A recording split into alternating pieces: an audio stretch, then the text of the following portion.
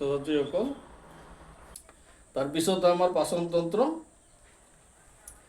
আমাৰ পাচনতন্ত্ৰত কেনেকুৱা ধৰণৰ আছে? আমাৰ পাচনতন্ত্ৰত ACL আছে, হয়নে? আমাৰ পাচনতন্ত্ৰত pH চাওঁ আমি। এইটো হ'ল আমাৰ জীৱ জগতৰ কাৰণে pH স্কেল। জীৱ জগতৰ কাৰণে pH স্কেলৰ মান 5.6 বা তাৰ ওপৰত হ'ব লাগিব। যদি 5.6তকৈ কম হয় তেতিয়াহ'লে তাত জীৱ বৰ্তি থাকিব নোৱাৰে। যদি বৰষুণৰ পানীৰ pH স্কেলৰ মান 5.6তকৈ কম হয় তেতিয়াহ'লে সেই বৰষুণটো হ'ব এচিড বৰষুণ, আৰু সেই বৰষুণটো জীৱ জগতৰ কাৰণে ক্ষতিকাৰক। পাচনতন্ত্ৰ, আমাৰ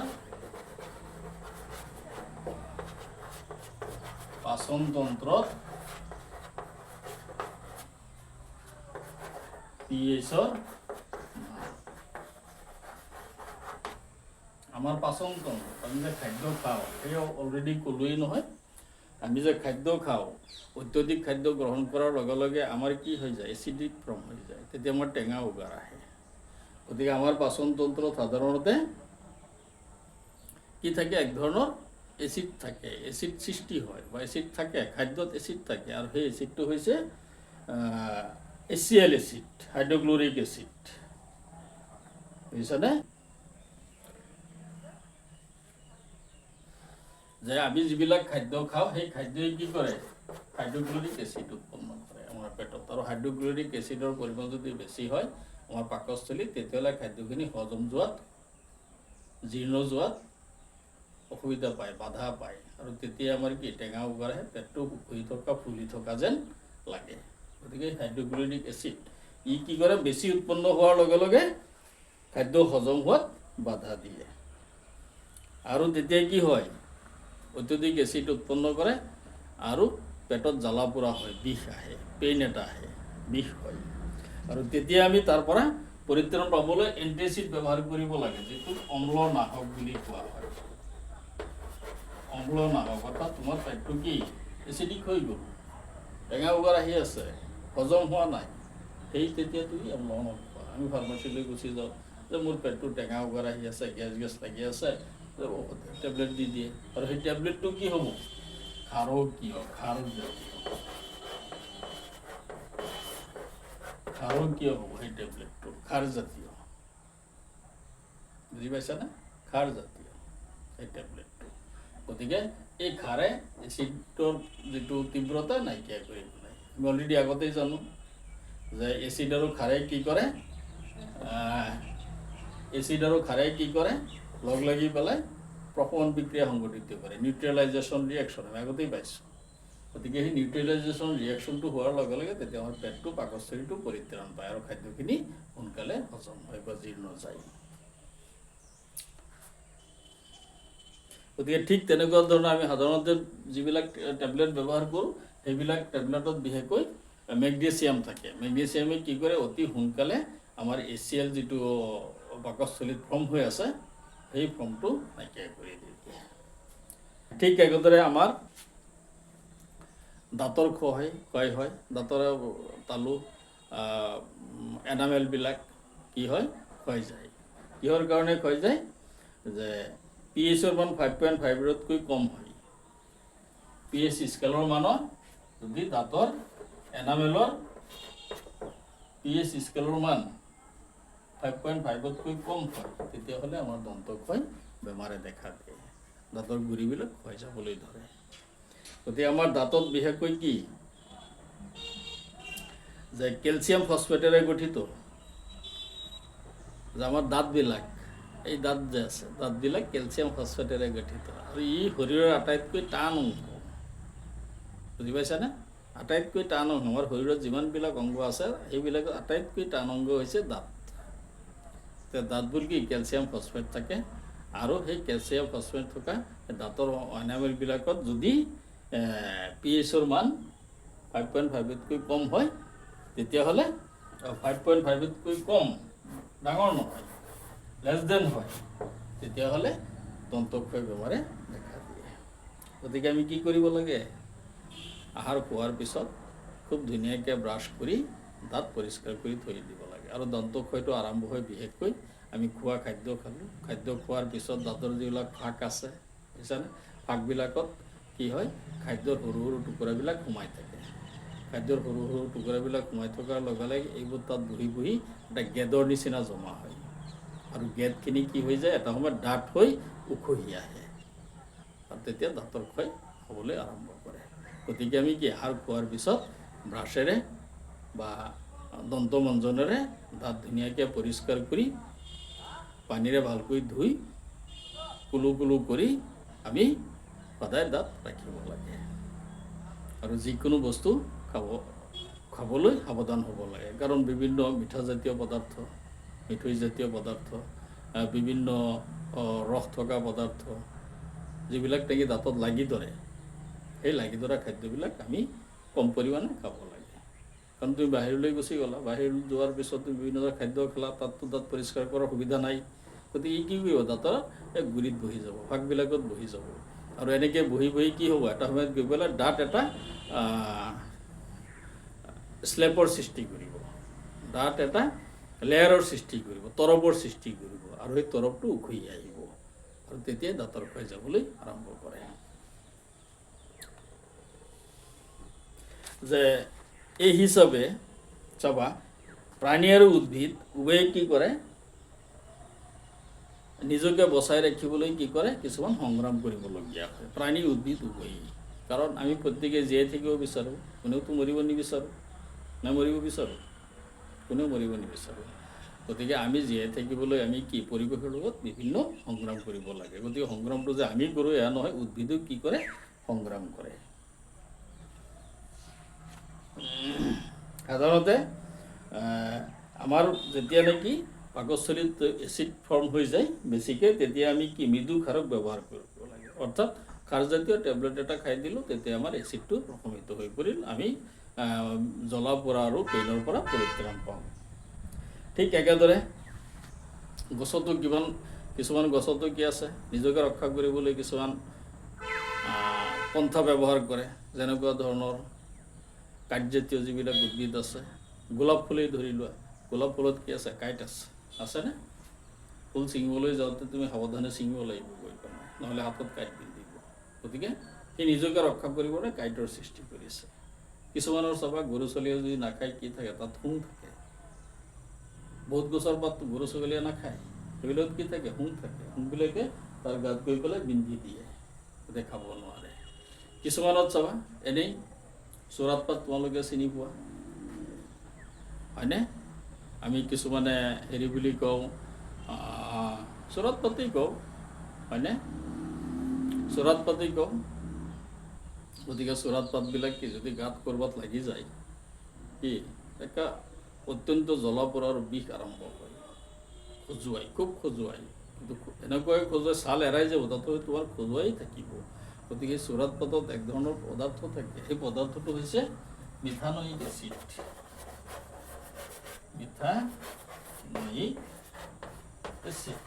মিথানয়িক এচিড থাকে চোৰাত পাতত।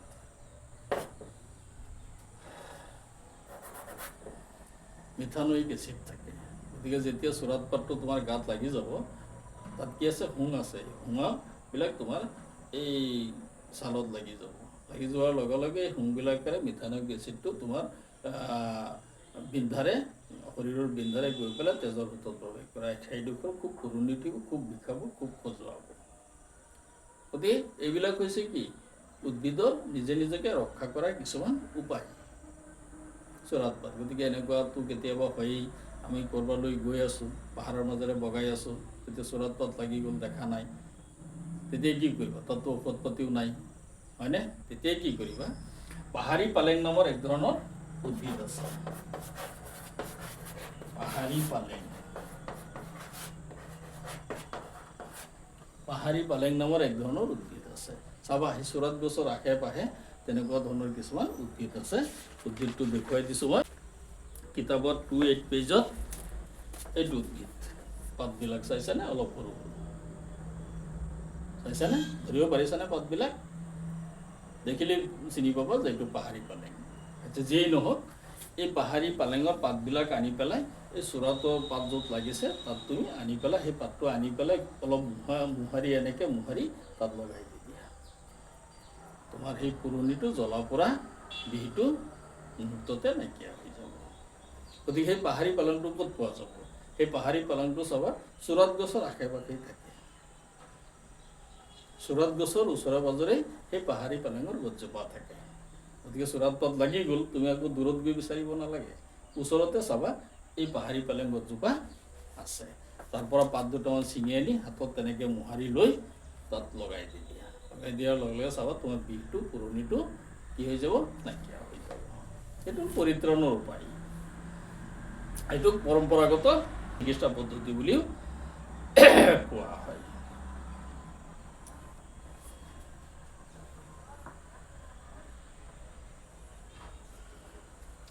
তাৰপিছত ইয়াত কিছুমান চাৰ্ট দিছে, চাৰ্টবিলাক চাবা 28 পেজত চোৱা যে কোনটো এচিড ক'ত পোৱা যায়। কেতিয়াবা সোধে, MCQত সোধে। ভিনেগাৰ কি এচিড থাকে?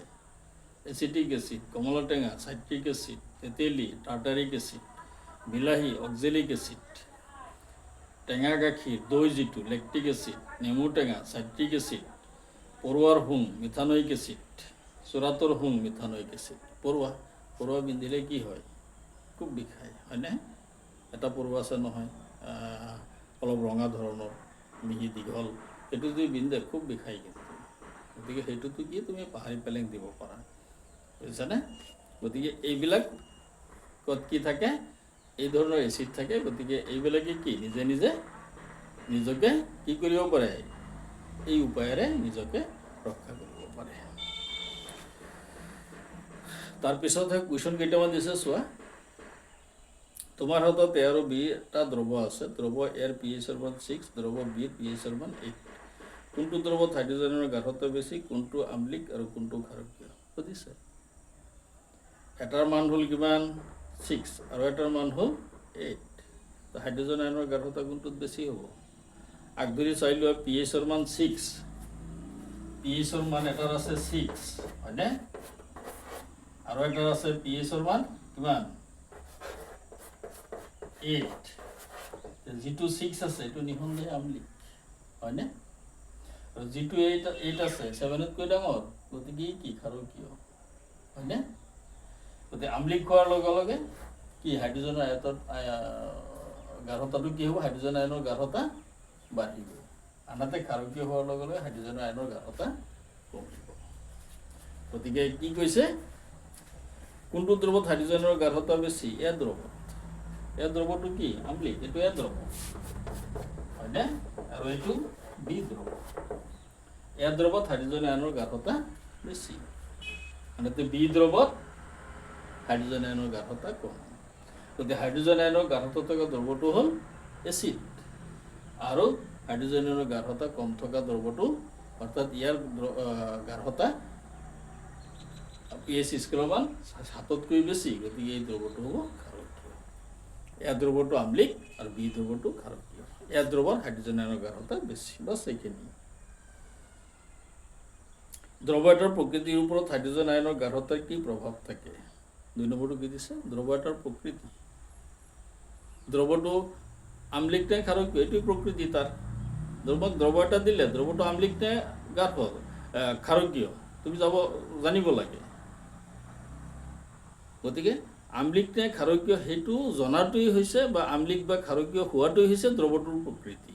গতিকে হাইড্ৰজেন আয়নৰ গাঢ়তাৰ কি প্ৰভাৱ থাকে? আমি কি জানো? হাইড্ৰজেন আয়নৰ গাঢ়তা যদি বেছি হয় তেতিয়াহ'লে ই হ'ব আম্লিক। আনহাতে হাইড্ৰজেন আয়নৰ গাঢ়তা যদি নাথাকে, হাইড্ৰজেন আয়নৰ গাঢ়তা বাঢ়ি যোৱাৰ লগে লগে দ্ৰৱৰ আম্লিক গুণটো বাঢ়ি যাব, আম্লিকতাটো বাঢ়ি যাব। আৰু হাইড্ৰজেন আয়নৰ গাঢ়তা কমাৰ লগে লগে দ্ৰৱৰ আম্লিকতা গুণটো কমি যাব। অৰ্থাৎ এতিয়া দ্ৰৱটো মৃদু অম্ল, আৰু হাইড্ৰজেনৰ গাঢ়তা বেছি হ'লে সেই দ্ৰৱটো হ'ব তীব্ৰ অম্ল। গতিকে দেখা যায় হাইড্ৰজেন আয়নৰ গাঢ়তাৰ ওপৰত দ্ৰৱ আৰু প্ৰকৃতি নিৰ্ভৰ কৰে। আৰু যদি হাইড্ৰজেন আয়নৰ গাঢ়তা নাথাকে একেবাৰে, তেতিয়াহ'লে সেইটো হ'ব কি? ক্ষাৰক। অৰ্থাৎ হাইড্ৰজেন আয়নৰ গাঢ়তা বাঢ়ি যোৱাৰ লগে লগে বেছি হ'লে ই হ'ব আম্লিক, আৰু হাইড্ৰজেনৰ আয়নৰ গাঢ়তা কম হ'লে বা নাথাকিলে ই হ'ব ক্ষাৰকীয়। এই কথা ক্ষাৰকীয় দ্ৰৱত হাইড্ৰজেন আয়ন থাকেনে? যদি থাকে তেন্তে ইহঁত কিয় ক্ষাৰকীয়? হাইড্ৰজেন আয়নৰ ক্ষাৰকীয় দ্ৰৱত হাইড্ৰজেন আয়নৰ গাঢ়তা থাকে, ক্ষাৰকীয় দ্ৰৱতো থাকে হাইড্ৰজেন আয়নৰ গাঢ়তা, এইটো থাকে। কিন্তু তথাপিও দ্ৰৱটো কিয় ক্ষাৰকীয়? আমি জানো হাইড্ৰজেনৰ গাঢ়তা থাকে, দ্ৰৱটো কি এচিড, হয়নে? কিন্তু হাইড্ৰজেন আয়নৰ গাঢ়তা ক্ষাৰকীয় দ্ৰৱটোত হাইড্ৰজেন আয়নৰ গাঢ়তাতকৈ হাইড্ৰক্সাইড আয়নৰ গাঢ়তাটো যথেষ্ট বেছি হয়। কাৰণ যিটোৰ গাঢ়তা বেছি সেইটোৱেই হ'ব, দ্ৰৱৰ প্ৰকৃতিটো সেইটোৱেই হ'ব। হাইড্ৰক্সিল বা হাইড্ৰক্সাইড আয়নৰ গাঢ়তা হাইড্ৰজেন আয়নতকৈ কি হ'ব লাগিব? বেছি হ'ব লাগিব, যথেষ্ট বেছি হ'ব, হয়নে? হাইড্ৰজেন আয়নৰ গাঢ়তা কম হ'ব, গতিকে দ্ৰৱটো কি হ'ব? ক্ষাৰকীয়। পিছত চাবা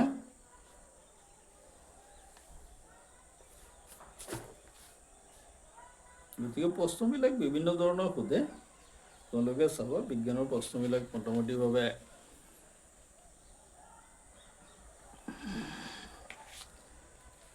প্ৰতিটো হাৰেই ভালদৰে লক্ষ্য কৰিবা, এনেই আমি কৰিব নোৱাৰোঁ।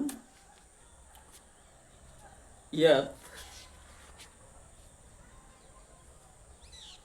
পূৰ্ত কাগজৰ এটা চিত্ৰ দিছে, PH দেখোঁ কিছুমান PHৰ ৰঙৰ নমুনা। এতিয়া চোৱা, পেজ নম্বৰ 26 পাইছানে? পেজ নম্বৰ 26টো চোৱা, এই চিত্ৰটো চোৱা, এইটো চিত্ৰ চোৱা, ইফালৰ পৰা এইটো এটা PH স্কেল, মান কিমান? 0ৰ পৰা কিমানলৈকে আছে? 14লৈকে আছে PH স্কেলৰ মান, হয়নে? ভালদৰে লক্ষ্য কৰিবা, 0ৰ পৰা কিমানলৈকে আছে? 14লৈকে আছে। চোৱা ৰংটো, ৰঙিনৰ পৰা লাহে লাহে লাহে লাহে গৈ গৈ গৈ গৈ শেষত গৈ কি হৈ পৰিছে? নীলা হৈ পৰিছে। এতিয়া ৰঙৰ গাঢ়তাটো ৰঙৰ পৰা লাহে লাহে কমি গৈছে, হয়নে? এই মাজৰ অংশটোত ৰঙাও নহয় নীলাও নহয়। চোৱা 7ত, আৰু 7ৰ পৰা আৰু আগবাঢ়ি গৈছে, যোৱাৰ লগে লগে কি হৈছে? লাহে লাহে নীলাৰ গাঢ়তাটো বাঢ়ি গৈছে। অৰ্থাৎ 7ৰ পৰা বাওঁফাললৈ ৰঙা হোৱাৰ গাঢ়তাটো তীব্ৰতাটো বাঢ়ি গৈছে, আৰু 7ৰ পৰা সোঁফাললৈ নীলা ৰঙৰ তীব্ৰতা বাঢ়ি গৈছে।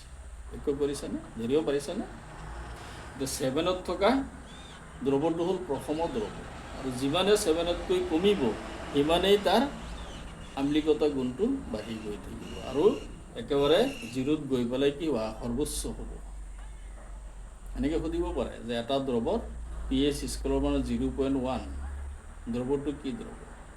আম্লিক, নিশ্চয় 0.1, 0ৰ ওচৰা ওচৰি। আৰু অম্লটো কেনেকুৱা? তীব্ৰ অম্ল হ'ব, বুজি পাইছানে? তীব্ৰ অম্ল হ'ব এইটো।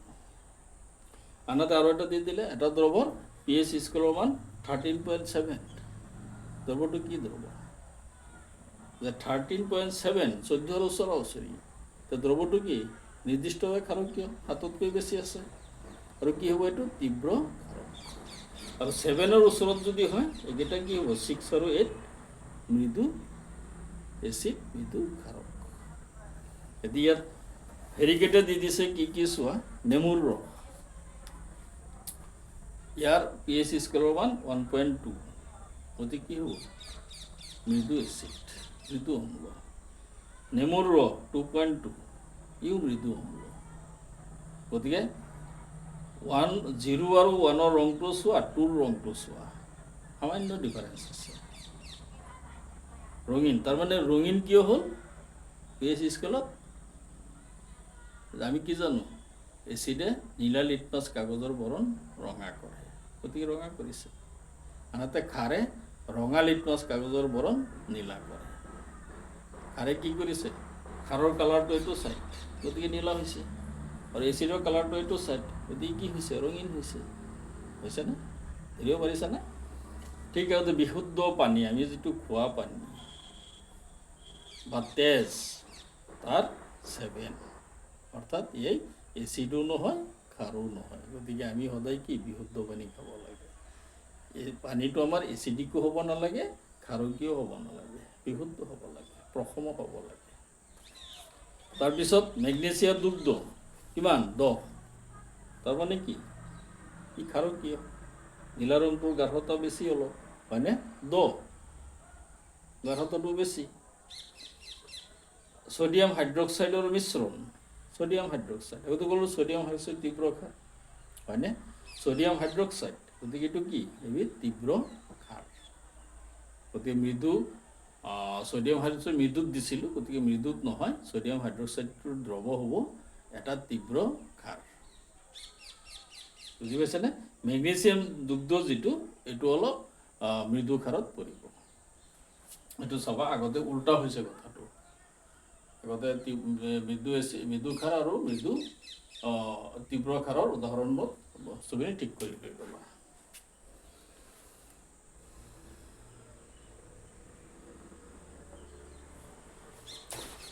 তাৰপিছত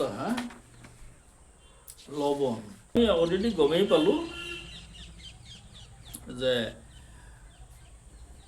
ধাতুৱে পানীৰ সৈতে এচিডৰ সৈতে বিক্ৰিয়া কৰি লৱণ উৎপন্ন কৰে হয়নে আমি আগতে গম পালোঁ এচিডে পানীৰ সৈতে বিক্ৰিয়া কৰি লৱণ উৎপন্ন কৰে গতিকে লৱণৰ তেনেকুৱা ধৰণৰ বিভিন্ন শ্ৰেণী আছে আকৌ ক্ষাৰেও কি কৰে লৱণ উৎপন্ন কৰে আমি অলৰেডি গম পালোঁৱেই সেইখিনি তোমালোকে পঢ়ি চাবা যে লৱণৰ pH-টো কেনেকুৱা লৱণটো যিহেতু তিতা লাগে ক্ষাৰৰ সোৱাদ কেনেকুৱা তিতা গতিকে আমাৰ লৱণটো কি ক্ষাৰকীয় হয় গতিকে সেইকাৰণে লৱণটো কমাই খাব লাগে তৰকাৰী এক কেৰাহী তৰকাৰী বনালে কিমান দিয়ে সামান্য লৱণ দিয়ে বেছি দিলে কি হৈ যায় তিতা হৈ যায় ক্ষাৰকীয় হৈ যায় গতিকে লৱণটো সদায় ক্ষাৰকীয় আৰু ইয়াৰ pH-ৰ মান 7তকৈ বেছি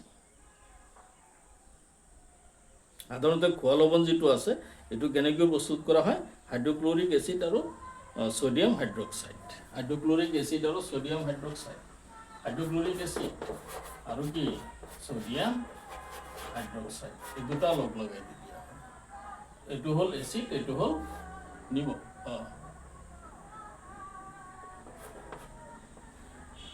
এইটো হ'ল সোডিয়াম হাইড্ৰক্সাইড হয়নে এইটো হ'ল হাইড্ৰক্লৰিক এচিড এইটো হ'ল সোডিয়াম হাইড্ৰক্সাইড গতিকে হাইড্ৰক্লৰিক এচিড তেতিয়াহ'লে কি হ'ব এইটো এচিড এইটো হ'ল ক্ষাৰ এই দুটা লগ লাগি উৎপন্ন কৰিব সোডিয়াম ক্লোৰাইড আৰু কি পানী উৎপন্ন কৰিব অৰ্থাৎ নিমখৰ জলীয় দ্ৰৱ উৎপন্ন কৰিব গতিকে এচিড আৰু ক্ষাৰ মিহলাই কি কৰা হয় লৱণ উৎপন্ন কৰা হয় আমাৰ খোৱা নিমখ যিটো আমাৰ খোৱা নিমখটো সাধাৰণতে এচিড আৰু ক্ষাৰৰ মিশ্ৰণ